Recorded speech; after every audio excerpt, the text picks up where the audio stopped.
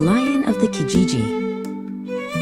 In the heart of Nairobi, where the matatus roar like hungry lions and the dust dances in the golden afternoon sun, lived a man named Tumaini. To the thousands who rushed past him every day on Talmamboya Street, he was just a shadow against a concrete wall. He sat with his back straight, watching the city breathe, a man who possessed nothing but his name, which meant hope.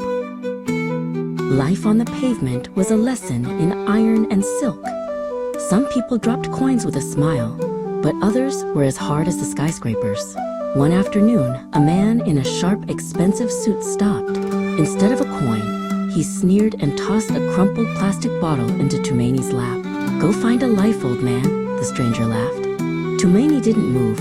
He simply picked up the bottle and placed it neatly in a nearby bin, his dignity unshaken. Later that day, Tumaini saw something shimmering in a gutter. It was a 20-shilling coin, scrubbed clean by the rain. He felt a sudden, strange tug in his chest.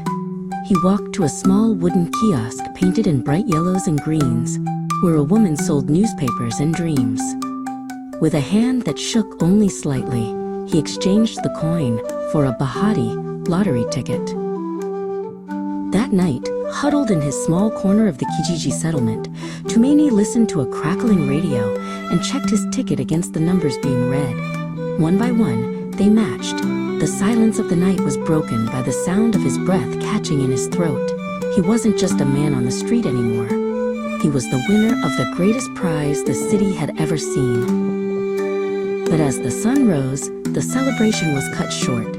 A fleet of black cars pulled up to the entrance of the Kijiji. An official named Maina stepped out, holding a megaphone and a can of red spray paint. He began walking from shack to shack, painting giant red X marks on the walls. "This land is cleared for a new mall," Maina shouted. "Everyone out by dusk, or the bulldozers will do the talking." A young girl named Nuru, whose family lived in the shack next to Tumaini's spot, ran to him and clutched his hand. Her eyes were wide with fear as she watched the red marks appear on her home. "Where will we go, Babu?" she whispered.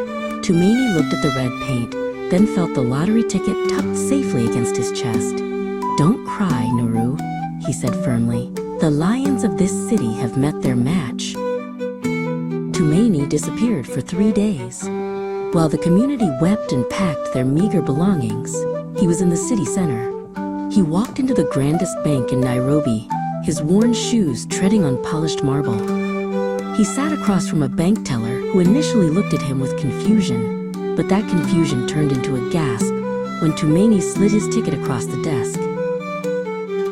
On the morning of the eviction, the growl of bulldozers filled the air. Maina stood at the front of the line, checked his watch, and raised his hand to give the signal to destroy the first home. But before he could drop his hand, a sleek car pulled up, kicking up a cloud of golden dust. Tumaini stepped out, followed by 2 lawyers carrying heavy leather briefcases. "Stop the machines, Maina," Tumaini commanded. Tumaini handed the papers to the official. "I haven't just won the lottery, Maina. I have used it to buy this land. Every rock, every tree, and every home here belongs to the people now. We are no longer squatters, we are owners." Maina's jaw dropped as he read the deeds. The roar of the bulldozers faded as the drivers turned off their engines. The Kijiji erupted in a song that could be heard from the tops of the skyscrapers. Nuru danced in the streets, and the people toasted to the man who had been a shadow but was now their son. Tumaini stayed in the community, not in a mansion, but in a house he built for everyone to share. He taught the children that while the city is made of stone, a heart made of hope can move mountains.